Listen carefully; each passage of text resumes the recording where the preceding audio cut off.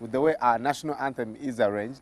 But we're going to look at building self-confidence and self-esteem. And the story is told of a lady who was unhappy at work and at home, and because she just couldn't see herself standing up to her superiors, even though she was being treated disrespectfully. And she has missed opportunities for promotion because each time they pick on her, she shies away, feeling she is very unworthy. So this morning we're going to help her gain more confidence and know her self-worth. Coming up on Everyday Life.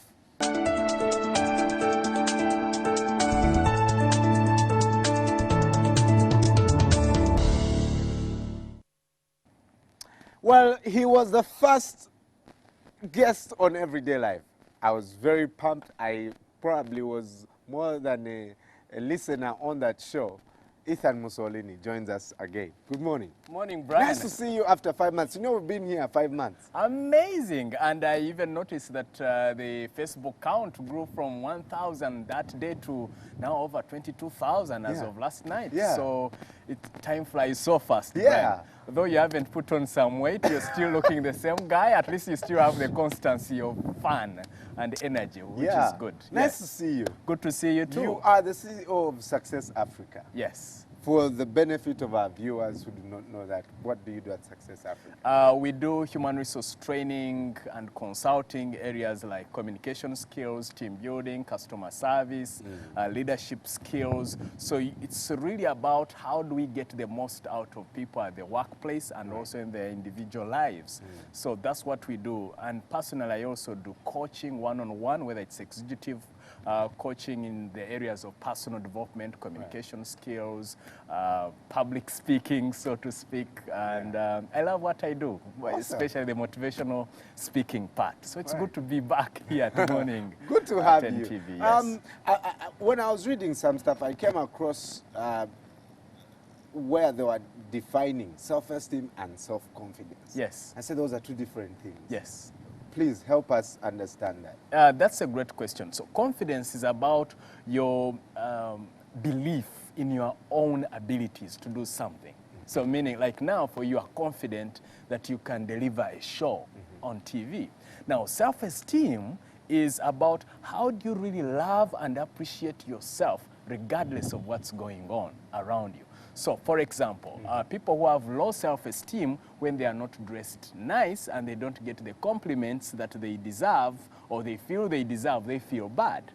But for a person who has high self-esteem, whether they get a compliment or not, they still appreciate themselves. They still know I'm smart. Yes. I don't care what you think I'm smart. Yeah, whether you think I'm smart or not, I love myself and appreciate myself. Right. So self-esteem is about self-appreciation and self-love, regardless of what's going on. So the levels at which you appreciate yourself will determine your levels of self-esteem. So that's in the work you've done, the people you've talked to, what have they told you causes this? And even in your own research, what causes low self-esteem or low confidence? In fact, I even published a book way back in 2008, an audio book now, which I showed you earlier in the show.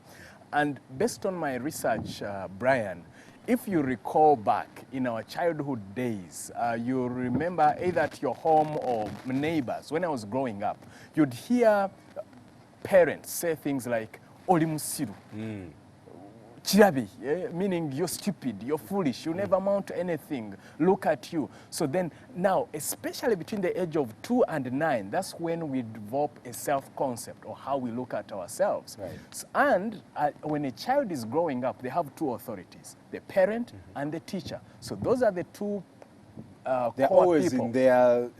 In their circle. Yeah, they are always the time, constantly. Yes, and they consider them as the authorities. So when they look at them as authorities, meaning whatever they say, then it is the absolute truth. So that's why I always tell parents and teachers, never call a child stupid. Never call your student stupid or foolish, because then they move on, just like the case study you were raising, then they move on now holding that in their head that I'm foolish, I'm stupid, I'll never amount to anything, therefore, who am I to stand up to my boss? Right. So you have an adult still with the old child in them that believes that the authority does not believe in them, carrying the old authority. The teacher and parent now is replaced by the boss. Right. And secondly, the other thing that also causes this is this phenomenon in Uganda especially, that omwana omuto tayogira mu maaso g'abantu abakulu. That when you're young, you don't talk to old people. I met someone from an international organization. I was teaching and at actually an embassy, and he couldn't look at me in the eye. I said, how come? He said, omuntu omukulu tebamutunda mu maaso. That an elder, they do not look at them in the eye. This case, I was not the elder, but now an authority.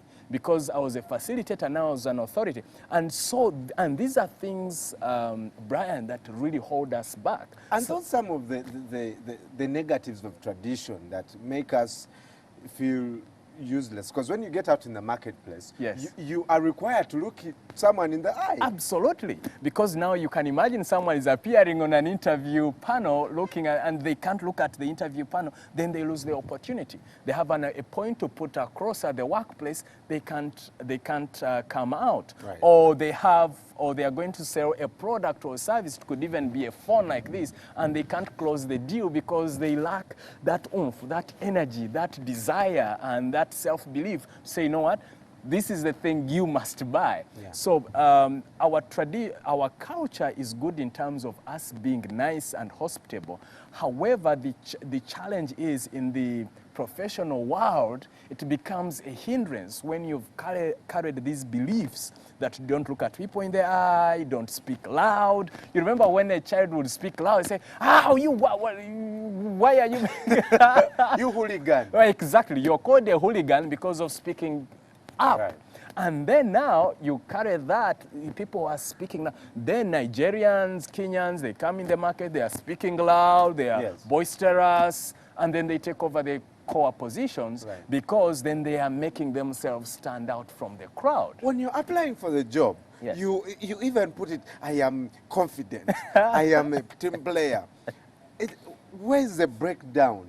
You know, okay, the boss shouts at you. Well, some of us, I think, when the boss shouts at us, we find a way of shouting back, not verbally, but in our actions. We prove that you shouted at me, but you're going to eat your words. But some people literally crumble. Yes. What happens? Because, okay, my boss can shout at me and still retreat back to my desk and say, you know what, let me work. Let me fight back. Others fail. Yeah. And I think the difference, you've ever had that saying, the thick skin?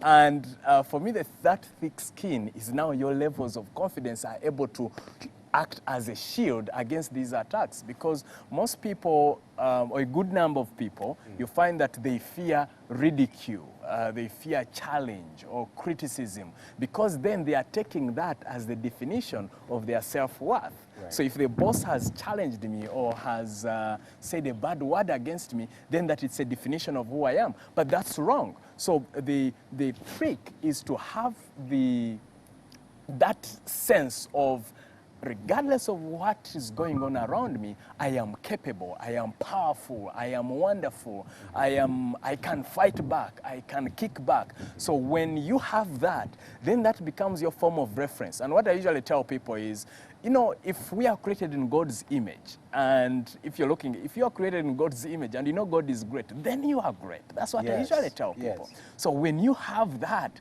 then it becomes a strong frame of reference that regardless of what's going on, regardless of the challenge, at least it's not what people tell you. That's what I usually tell you. It's not what people tell you. It's what do you tell yourself. What do you tell yourself? Do you tell yourself, I'm great, I am wonderful? Or now you're depending on other people's opinions of you? Yeah. Ethan, there's questions here, and I want to quickly go to them. Yeah. I get tensed up with every small thing when people are watching me. Yes. If I'm myself, I can perform well. Yeah. The thing is eating me up, and I'll be glad if you help me deal with it. Okay. And my friend, I don't know who the name is, but so the challenge there now is that the reference is on people's opinions. And when you don't know let me first tell you the cause. The cause is we always want to look good and perfect. And yet at the core of who we are, we know that none of us is perfect. so you are caught in that dilemma. I want to look good, I want to look perfect, but I know I'm not. So there's that tension. People are judging me. What are they thinking about me? Will I show up? Will I raise my game? So my friend who asked that question, this is my answer for you.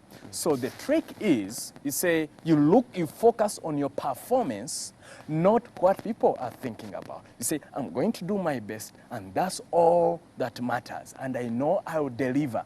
And the other trick is, take a deep breath in, relax before you go before an audience, a public, and just keep telling yourself those positive things, because then they will calm you down. They will calm him or her down, rather than them now being worried about what other people are saying or not. So that's a quick tip I would give that person. Irene says, my friend who is a woman is greatly in need of knowledge about her inner health and well-being. Yeah. I have witnessed the perilous plight she's going down, and she always has an excuse, which brings her self-esteem down really bad.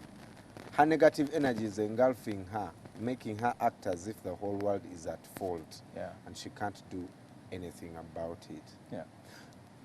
So for that particular friend of yours, you tell her, there are two. One of the things that really transformed my life, Brian, about 12 years ago, was when a woman taught me a lesson that you are 100% responsible for your life.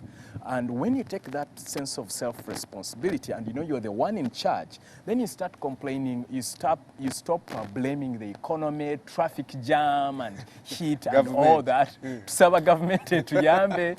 Those, so that's one. Number two is to always, for that friend of hers, if you're listening in, is to always look for something you're grateful for. Before I go to bed, I look for something that I'm grateful for. Yeah. Because then when you look at things that you don't have, then you look at the world as bad, as hopeless and all that. But when you look at the things that you have, even the health alone, even the fact that you're still kicking and alive, that alone is something to be grateful for. And negative energies, they will lead her even down the spiral of negativity and failure. Right. So I would say, look for something that she's grateful for, let her remember that she's great and that she's in charge of her life, and indeed she is.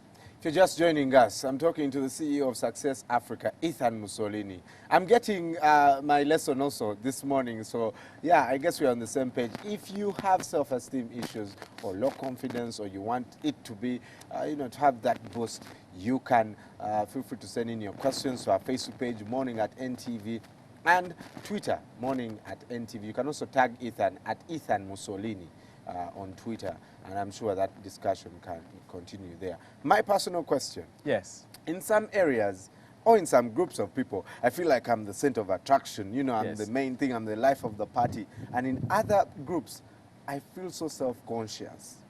Is that part of the self-esteem thing we are talking about too? Do I crumble when I reach some spheres and I'm like, let me relax?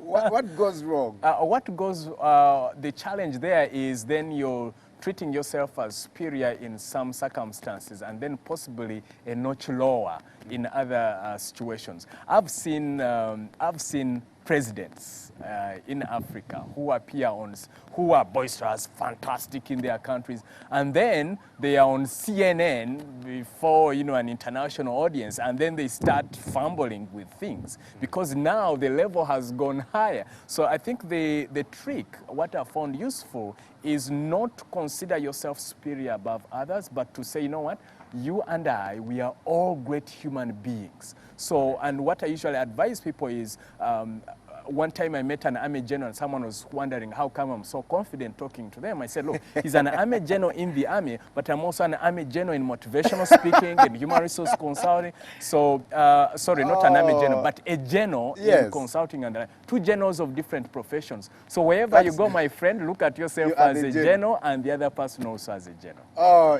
yes. So what have other people done right?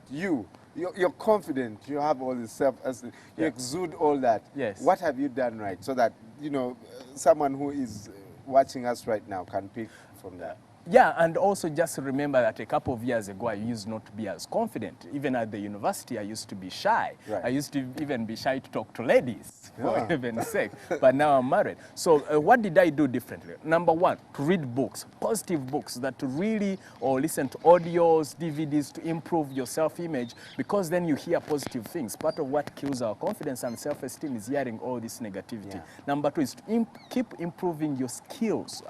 Keep improving your skill sets, your abilities, then that will boost your confidence. Number three, hang around positive people, people who encourage you, who inspire you. You know, there are people who are always negatives, telling you you can't make Like they are built to put you down. Yeah, they pull you down. I call them dream busters, not dream builders. So be around dream builders, people who will inspire you and encourage you. Then to always look for something to be grateful for every day, and to remind yourself, I am great regardless of what's going on around me. I'm a child of God. I am an ambassador of God on planet Earth. Therefore, I deserve all the good things in life. This is a question from a mother. Yeah. Stella says, I need to know one thing about self-esteem. Yeah. In what age period does it develop in children? Between the age of 2 and 9, that is the most critical. So, my dear mother, please say positive things to your child because they are listening to you full time. Having said that, if you're an adult and you have this low confidence and self-esteem because of your past, that does not mean that you stay in that frame. You can work on yourself, and that's why we are having this show. Work on your books and read positive books and I've talked about. But age 2 to 9, that's the most critical. That's when we develop our confidence and self-esteem as a foundation. My self-esteem comes from childhood and people in general who think they are better than me. Yes. So, and they think they are better than you because you are also thinking that you are less compared to them. So change your self-image and prove to them that indeed you are as superior as them. I have a friend who, you know, at the workplace, I guess it's like they are more senior people who have done probably that. 10 years at the job, and she kind of feels like, because she has just come into the company, and you know, some people get favored. You come into the company, you're too creative, so everyone wants to have your idea. And then a couple of people think that you are probably just favored, or you know, you don't have what it takes. So that kind of also puts you down because you think you are not worth it. Yeah. And again, it's about developing that thicker skin once again to know that, hey, focus on your game. What I usually tell people is do your best and God will do the rest. If you keep hanging around and listening to what people are thinking about you, then you're not really in your element, so to speak. You're not living your life to the fullest. You're living according to people's wishes, whims, and assumptions. So I always tell people, do your thing. And because some people, by the way, are jealous because they have low self-esteem and confidence, because for them to feel more powerful, it's when you are below them. So when you're above them, they feel bad and they start criticizing and challenging and feeling insecure. And I also tell people, please never feel insecure around successful. If you're the one feeling that, please stop it. Those are bad manners, okay?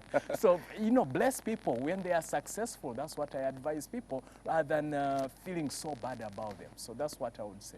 Right. Ethan Musolini, his audio book is out, Confidence and Self-Esteem. It's audio. This is much easier for some of us who don't read. Just slide in the CD, drive when you're frustrated in that Kampala traffic. This could do something for you. I'm definitely going to take this CD, and it focuses on how to stand out from the crowd, 7 habits of confident people, accessing personal confidence. Confidence enhancers is good, and how to bounce back and be resilient. Ethan, always a pleasure, man. Always a pleasure. Always a pleasure. It was fun talking with you. Look out for his articles in Sunday Monitor. No, Monitor every Tuesday. There's one today, yes. Today? Every Tuesday. Go and get that tidbit or, you know, personal growth. And Ethan, I will definitely call you back. Please. I'll definitely call you back. Isma, we are probably feeling very, very less confident of our African teams year by year because we are always the ones getting out